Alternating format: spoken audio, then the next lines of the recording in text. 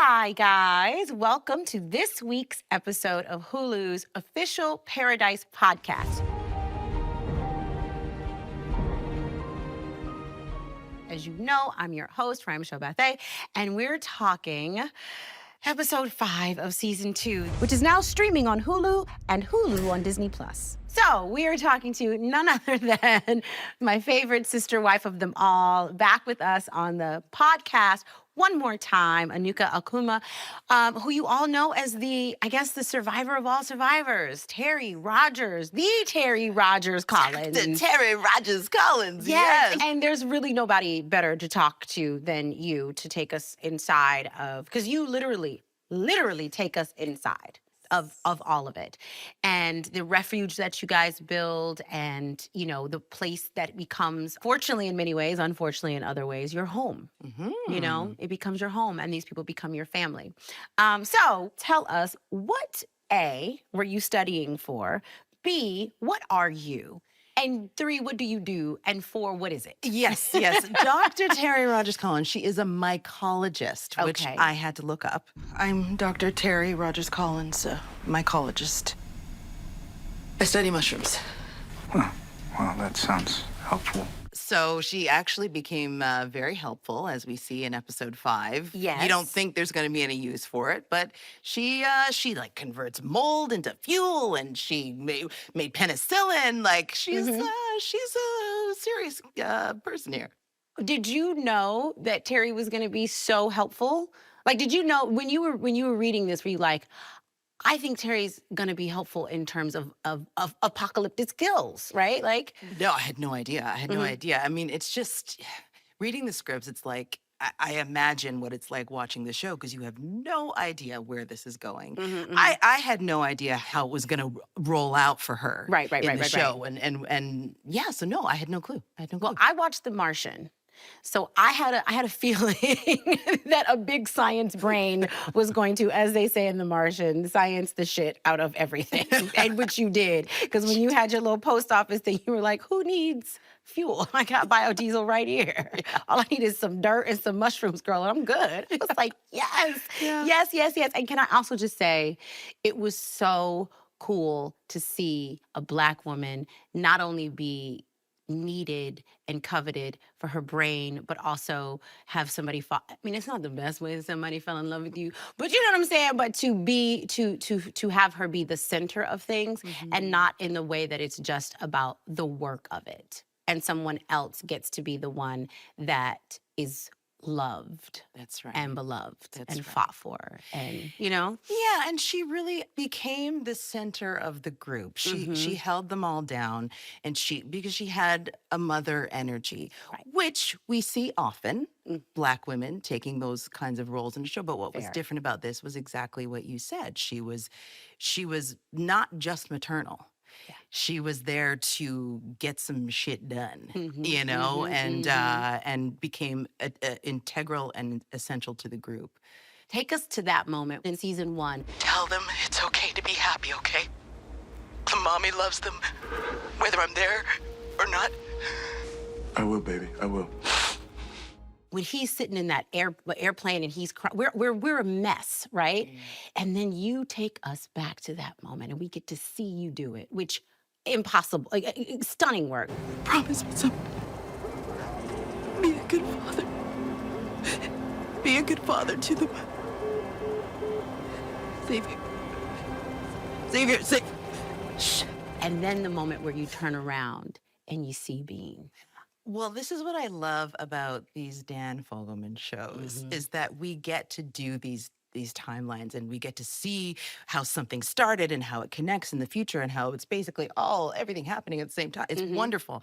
What I think happened when she sees Bean, if we look at episode 2 when Terry loses sight and Xavier is there, she clings onto him. She's a very strong, very capable woman, but in a moment like that, she needs a lifeline.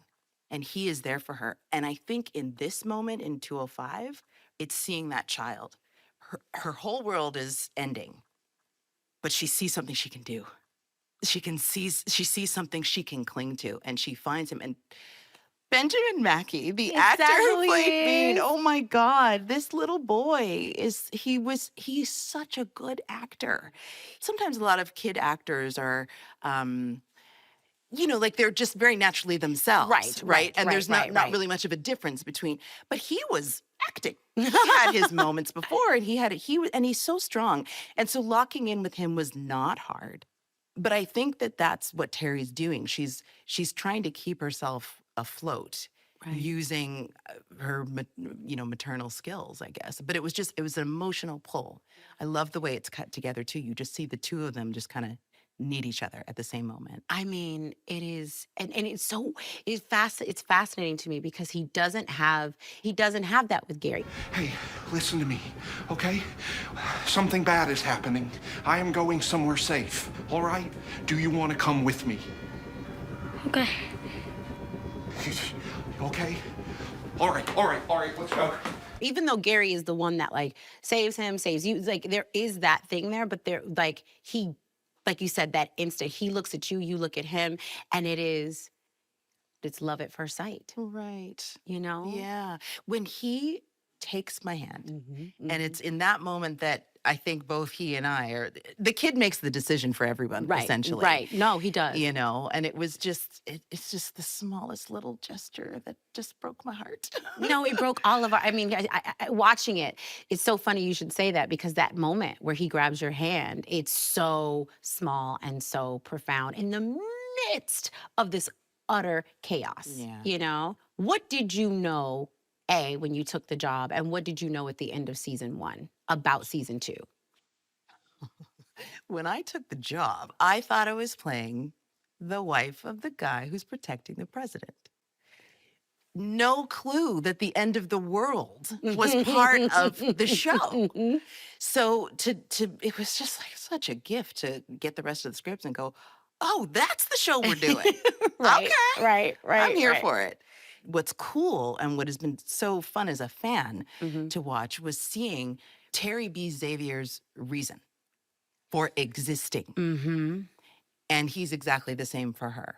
Right. The world is ending, everything is coming down, but she keeps turning that radio on, and for 3 years, 3 years. she does not give up. That hope that she has inspires everyone else in the bunker as well, right? That there is a reason to go on, which is what everybody is sort of thinking, like, what do you do? What do we keep? Yeah. So instead of we just need to survive, it's I need to get back to my family. I need to get back to my husband.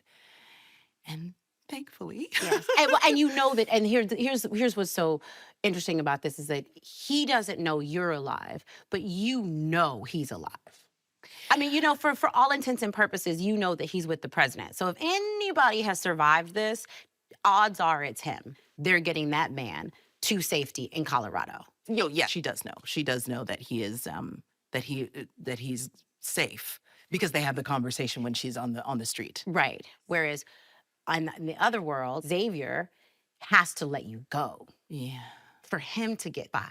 Yeah. Like for your kids to get through the day, they have to let you go. It would be foolish of them to believe that you were still alive. They think everybody's gone because that's what they've been told. Yeah. Right? Yeah. Versus you guys who've made it against all odds. That's right. Right? That's right. Oh, gosh. Terry's such a fascinating character to me, and I love the development. I do. I mean, because, again, going back to, like, it's very common that season 1 would have been, bye, baby, and that's it. Good job. Thank you. It's a wrap. Everybody, it's a wrap on Enuka, Okuma. Thank you, right? But to have you come back and to have you grow so much is narratively, creatively a more rare choice, but such a beautiful choice that they've made because we get to see you. Well, what I love, again, is this character. She knows what she wants, and nobody is going to stop her. If the mind is changed, it's because she's done it herself. And so when her husband says, don't go, she's not listening. I love you, baby. But you're late. You haven't given me a reason to stay. I'll see you in 10 days. So therefore, I'm going to go. I got a plan. I've got work to do, and my work is important to me. Which you told him from the very I beginning. told him from the beginning. Right. So you were late with the car, but I'm gone. I got my taxi. I'm out. The only reason he was asking her to stay in her mind in that moment is because he didn't want me to go. It's not enough. It's not enough. So what I love about because I was saying to Sterling, I was like, so you're okay with this? You're okay with the fact that you just let her get on the plane? But he had to justify for himself. He fully believes that she's going to get taken care of when she's away, when they talk about it. He believes and understands. So that's his deal with Cal when that doesn't work out. I don't know how you guys do what you do over there at Paradise and finding the best actors in the world, but like Gary was just. I will help get you to your family the moment that it's safe out there. But that is a long time from now. Right now, we need you. He needs you. It had to have helped that he was such an incredible actor, right? Oh, yeah. Oh, yeah. And did you see it coming? Was there something for Terry where Terry was like, my spidey sense is tingling, or was Terry fully in because she has no choice but to? I mean, where do you think Terry landed with Gary and his Garyness? I choose to believe that she did know that there was, because I think she's a smart and sensitive woman, and I think there was definitely an awareness. But it's not until he tries to kiss her where she has to take the hard line and be very clear as to what's going on. You saved my life. I will never be able to repay you, but I'm gonna spend however much time we have here trying to. And I'm gonna give you everything that I've got, but I cannot give you that.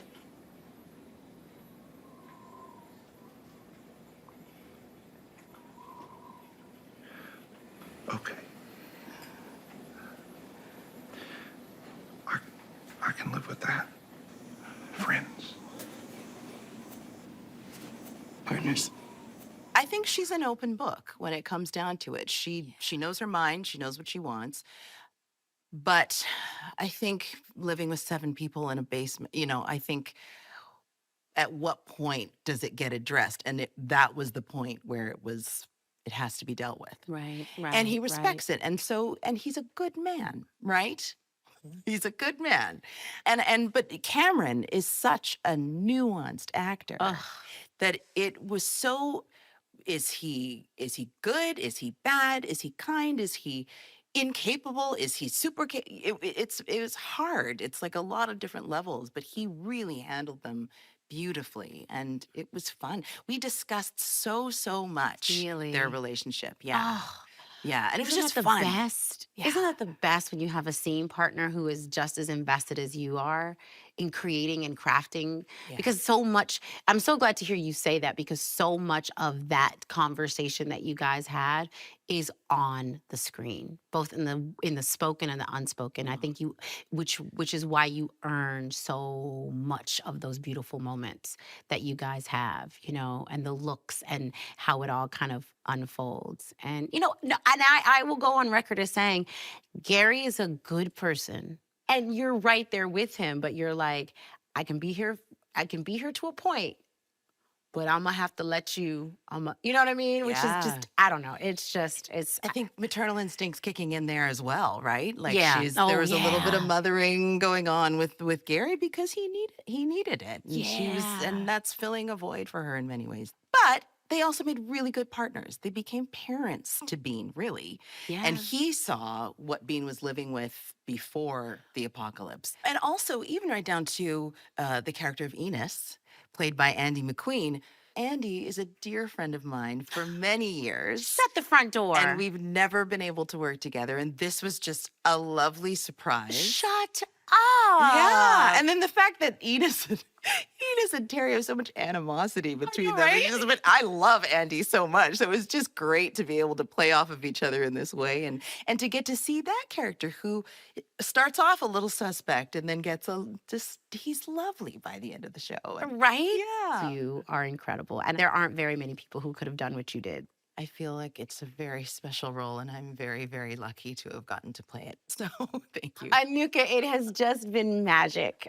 You're an incredible actor. You have the heart of a saint. So I'm rooting for you and Xavier. And yeah, I'm glad he finally found his girl. Well, hi, everybody. Welcome back to Hulu's official Paradise podcast.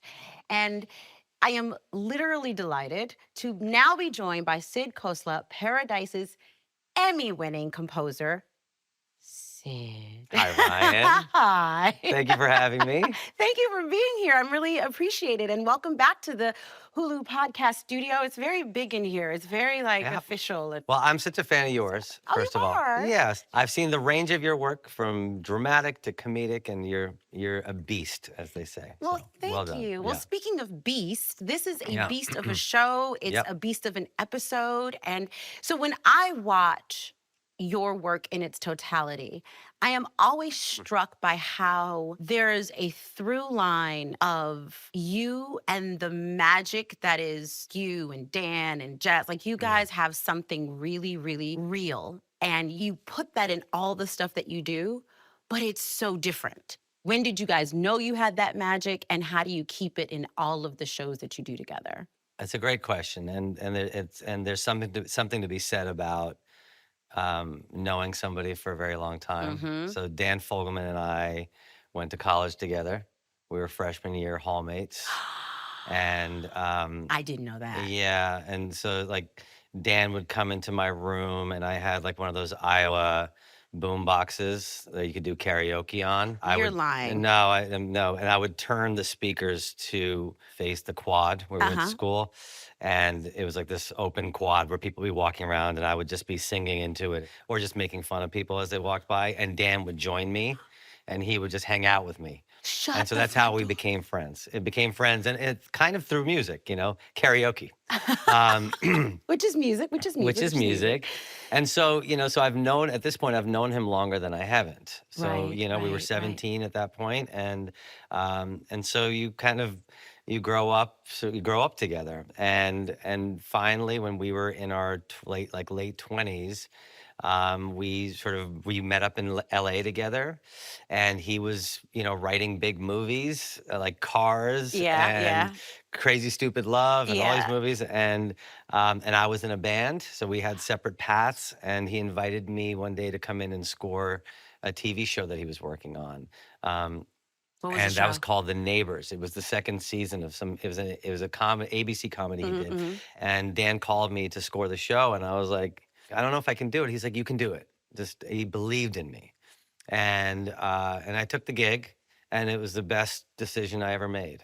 And so then I no longer did the band thing anymore. I started writing music for film and television and working a lot with Dan, and so this has been a way for me to always feel like my dream was always to have a band, and now I feel like I have that with him, and so I'm struck because it's like you have this vision as a kid, and it really truly came true, like in Yeah, this really right. kind of beautiful way.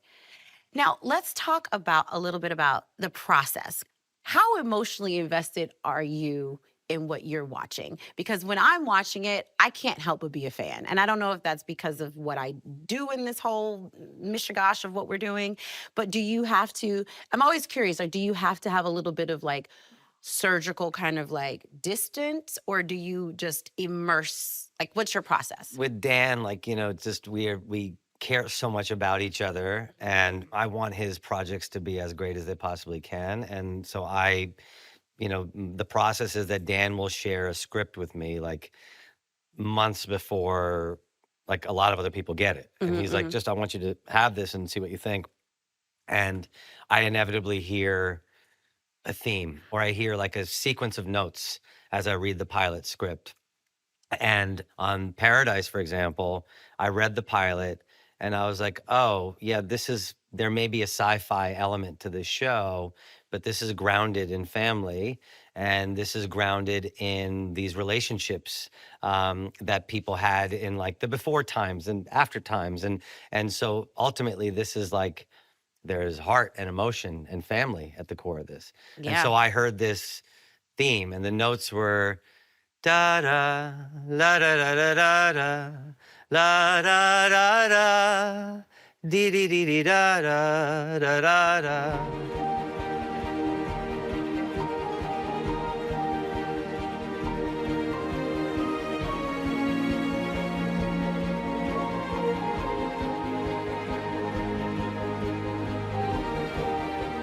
It was like this melody I heard, and I played it on piano, and I showed it to Dan, and he's like, "This is great," and he's like, "You're gonna play this tomorrow on a call with all these Disney executives as we Not have the this tone Disney meeting about the show," executives. and he's like, "This is like, go play it for them," and Yeah, I yeah, yeah, did, yeah, yeah. and then so Dan and I then would spend the next several months with Glenn and John, who directed the pilot, Right. sort of like figuring out like, okay, now you have the melody and you have the chord changes on piano. Like, now what is it going to sound like? Are there synthetic elements? Is there, what's the tension version of this? And so it's like making a record in a band. Like we spent months just writing and honing this thing, as opposed to waiting till we got picture or waiting till, which is what happens sometimes. Television Yeah. moves very quickly. So you have to get in early, I think. And that's how you find an original sort of sound to something. I had no idea how that worked. I mean, I made the assumption that you watched it and you were like in that rush of, like you said, Yeah. because television moves so fast that's how you did that. But that now, happens too, though. but it doesn't. Yeah. I think your way is better, is what I'm trying to Aw, say. thank you. But it's good to like, you want to like, it's just, you want to make this your baby and you want to spend time developing it and fine tuning it so that when you're in the editing process, you can focus on really helping the music tell the story of the picture. Yeah, As yeah. opposed to spending weeks trying to figure out what it should sound like and sounds and everything. So, Is that how you get it to be so cohesive throughout the season? yes. I learned this from Dan. Like, he loves themes. Mm-hmm. And which is why I think originally he hired me back in the day to work on The Neighbors.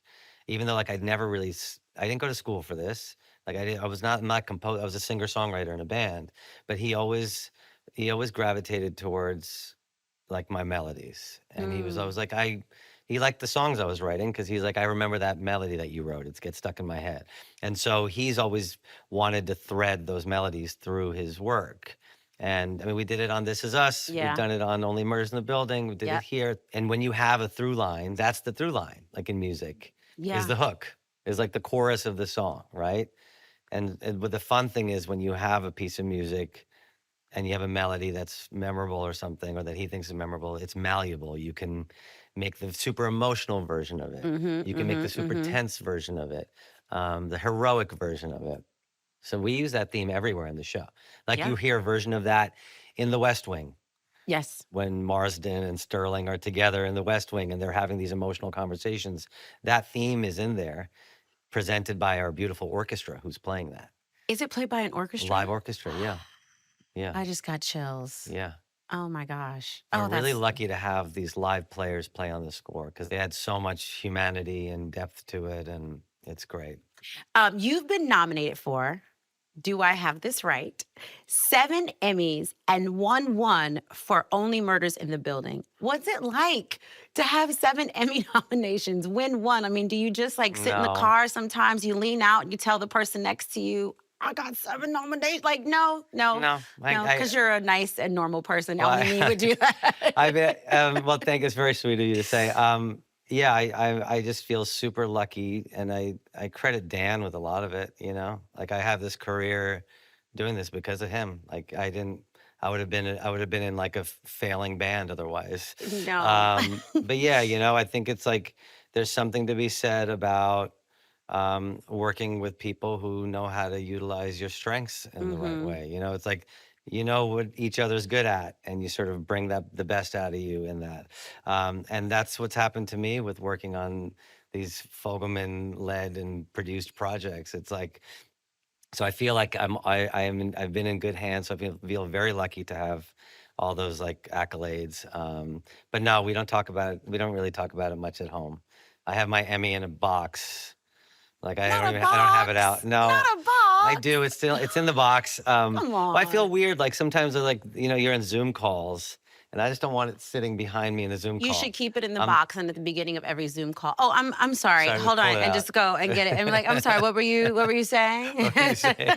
The reason why it's my favorite question is because yes, we get to big up you. Yes, we get to give you your flowers and say that they are incredibly well deserved. Oh, thank you. So, Well, I think the world of you. that means a lot coming from you. I think the world of you too, and you. and I hope to keep on scoring your beautiful work. Oh, Yeah. thank you for your time. I Thank really you. appreciate it. Oh, Yay. thank you. Hi, everyone, and welcome back to Hulu's official Paradise Companion podcast. I'm very serious here because I am with the one and only Jess Rosenthal, and he is a super producer. And that is a very special title.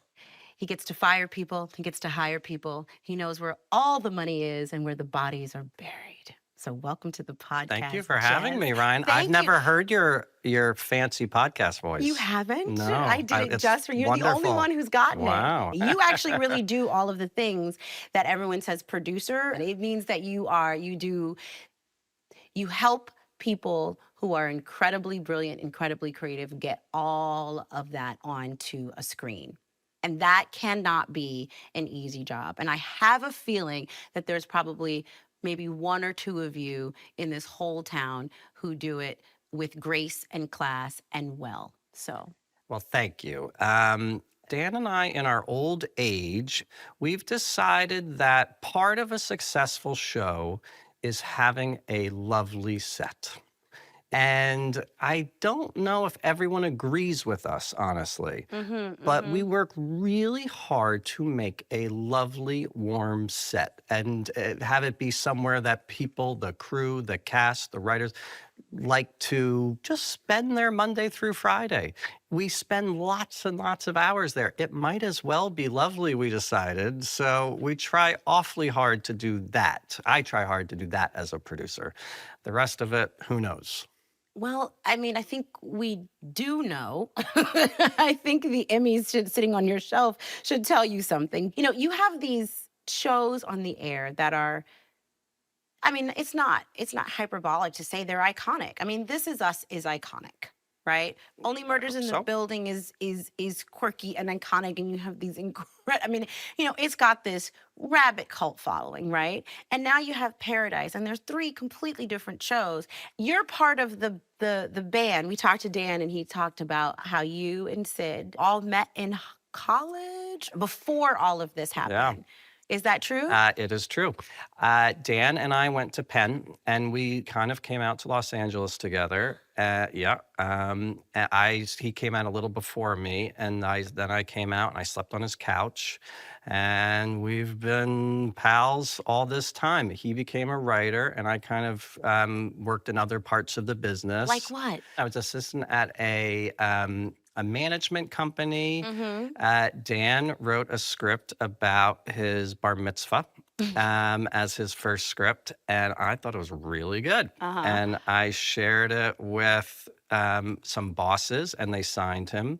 I shared it with a friend who worked for an agent, and that agent reps him to this day. Get out. And so we've been doing this for all this time.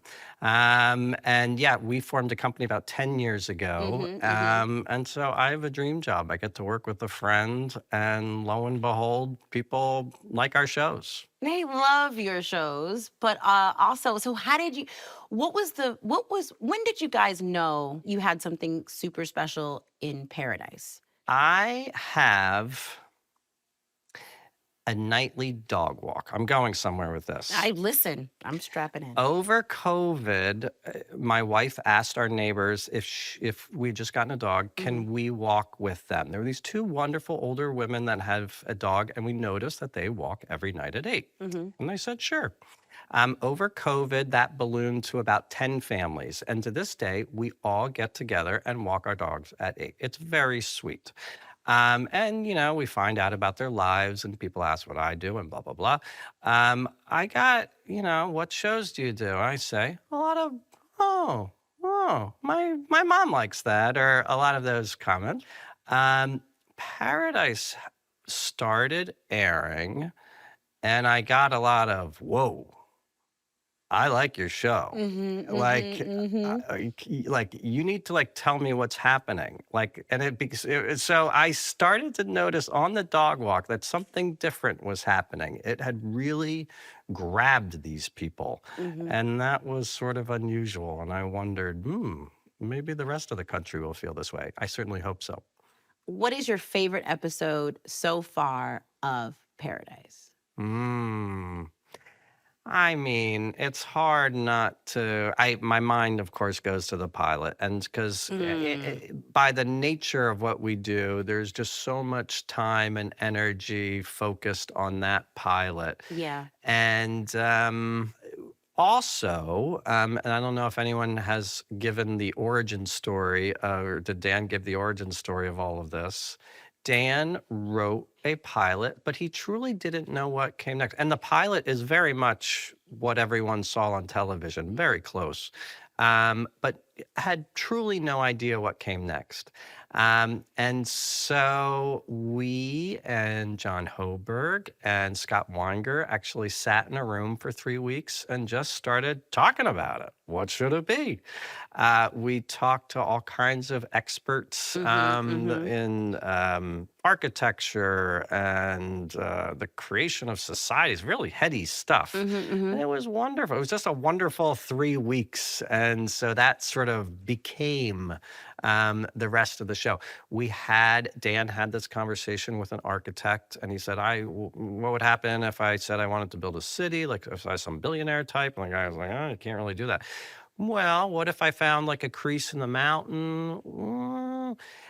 Maybe. And they say, so I could tell you, like, build my city then, right? And so that became the Sinatra moment, build me my city. So those little moments of those 3 weeks are sprinkled throughout. I love it. And we got to talk to you about the post office and We love the post how office. real is that moment about listen, that is like one of the most important things, because the way that Terry gets saved, but she gets saved in a way that, dare I say, is very organic, right? Because you build this beautiful, beautiful story as to how she gets saved, so it all makes sense, and it doesn't feel like, oh God, we gotta save Terry. I don't know, a mailman, right? It doesn't feel like that, right? So how real is that? The bunkers and the 1500 and tell us. It's real. There are a number of post offices in the country that were built to withstand some really terrible world calamities. And again, it was a inspired idea, I don't know by whom or Dan in the writer's room, that like, oh, wouldn't that be a fabulous place to set this group of survivors? Who would know about such a thing? A lovely mailman, Gary, why not? So I think you're right. It does feel kind of natural because it started from something real. Wow. All kinds of very frightening conversations with scientists about nuclear blasts and what would happen. And there's been extraordinary work done on these subjects. Let's hope it never comes to pass, or it won't come to pass again. But yeah, it's Does it all based inspire on real you and things. Charlie in Virginia to have a plan? We have a go bag that my Okay. wife has outfitted. So yes, we're set. You're set. You can come to our house. We'll get you through. Okay, and the other 10 dog walkers that are going to be there with you. Exactly. You guys are going to rebuild humanity with, those 10, some dogs, and me and Sterling and What our else children. do you need? Well, thank you so much, Jess JC, Pleasure. for giving us all the peek behind the bunker and all the how the, like you said, the sausage is made, and that there's no magic that goes into magic except incredibly hard work. And nobody else can do what you do, and nobody else can give us what you gave us. And I'm really, really honored that you stopped by. You didn't have to say yes, Absolutely. and you did, and Anytime. I appreciate you. Thank you, Ryan. You're welcome. Okay, everyone, I am so excited to welcome our next guest to the podcast because we are changing things up a little bit and bringing in a very, very, very special guest. Douglas Rushkoff is an author, a professor, a technologist, And the reason he's joining me here today, one of the world's foremost bunker experts, to talk about the ways in which actual billionaires, not our paradise billionaires, but our actual real life billionaires are planning for, I'm going to say but can I just say an apocalypse? Hypothetical apocalypse? He's like, no. Doug, thank you so much for being here. Oh, I thanks really for having appreciate me. it. So the first thing is, how common are these bunkers? How common are these things? What else is out there? And are they even going to save anybody? Well, there's lots of different levels of bunker thinking, Okay. right? So the most common ones are just, millionaires and other people who buy a bunch of shipping containers and have them buried under the ground and get some alternative power source, and they think they can hide under there, sort of like a tornado bunker. Right. But, there's those. And then there's people who just kind of fortify their existing vacation home. It's a couple of gun turrets, Gun turrets? extra food. You're serious? Yeah, and then there's people who build what they really think is going to be down Say in more New Zealand. about that, because I don't know what So you're talking they build about. just like a compound, Uh-huh. where a bunch of buildings and things, but somehow fortified to resist whatever they think is coming, and usually it's really just to resist us. What they call it, what they seem to call it is the event. Okay. It's just the random thing, whether it's like in the show, a volcano, or a nuclear war, or a pandemic, or social unrest, economic upheaval, whatever it is that they feel they need to protect themselves from the rest of us. But for most of these guys, it's not the event or the climate apocalypse is more the excuse to live out what's been their fantasy all along. Which is what? To get away from the rest of us. Really? To have their secret little clubhouse. Boys and their toys and their robots and, to get away. So there's big communities they're trying to build out in the ocean. They call it seasteading, where they put all these kind of rafts Like out in Waterworld? the ocean. Yeah, like Waterworld. That was a hot. Well, Yeah, say- but if I they mean, go out there and can create their own sort of island nation on an artificial island out in the ocean, then they can do unregulated cloning experiments and all sorts of other things. This is that they really can't do. happening. Of course this is really happening. Right. That's why it's interesting. You don't need the apocalypse or the event to see what's happening on the show. Right? It's sort of happening in real time. There's billionaires who have been trying to buy up land in the Bay Area to build something they're calling California Forever. It's a protected billionaires city near San Francisco that they can live in. And they use arguments like saying, oh, well, we're doing research on regeneration and solar power and all that. But it's really a planned, gated community city. Because the way that their scenarios are looking at the future, these supposed tech visionaries actually have lower sights than higher ones. That's the thing about Sinatra, that she, because of global crisis, she can imagine a city of 25,000 people that survives under the ground more easily than she could imagine. How could we change the way we live in order not to need to escape from all this? It's so much easier to change our behavior and make this world livable than to push through as we are so that only 25,000 people can die underground instead of on the ground. Well, what happens to the rest of us in all of these scenarios? Well, that's the thing. That's what even the show has the same mentality of the billionaires, which is that although it looks in season 2 more optimistic than them. It looks very optimistic. Right, because it's what the billionaires believe is they've got to escape. They've got to use whatever money and technology they have to escape from the impact of the technologies and money that they've already used, right? Okay, fair. They're trying to escape, like they've destroyed the planet with AI and everything else, so how do I get off? There's that, but the way they look at what happens to the rest of us is as if we're living in a Mad Max zombie apocalypse. That's why you have to go. Get away. And they want to get away, I think, because they're just scared of us. They're scared of intimacy. They're scared of people. They don't, You know what I mean? They've never Yeah. been that social. They want to have their kind of little rascals clubhouse, no girls allowed, up in a, tree house somewhere.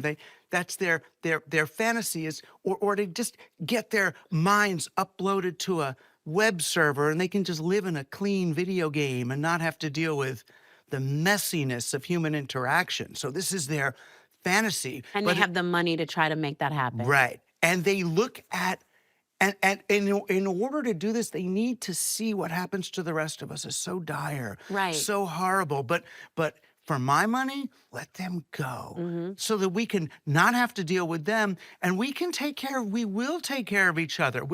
Most of us are That was not what I was like going to ask that. you, because like I've said this before, but watching season 2 really healed something in me about like human beings and our need for each other. So do you think they're wrong? I mean, do you think that ultimately what's going to happen is human beings are going to ultimately, because of our need for one another and our need for human connection, do you think it might not be Mad Max? I mean, yes and no. I think a civilization at close to the complexity of ours has to be maintained for us to survive. Right. And that's because we've got so many nuclear power plants out there running. We can't just stop, because those things will all go Chernobyl. They'll all melt down. You need active maintenance to keep the fuel rods and all that. So I think in for a penny, in for a pound, we can't go back, because what I used to imagine is let the whole thing collapse and we can go back and live naturally and Right. have permaculture farms and take care of each other and do windmills and stuff. We can't do that. So we do need this thing to keep going. But I think we could, and we could certainly do it more easily without people working actively toward ending this thing. But the easiest thing is just as you watch the show, just look, whose side are people working for? Are they working for people on the ground, or are they working for the people in the bunker? And and look at that then in your own real life.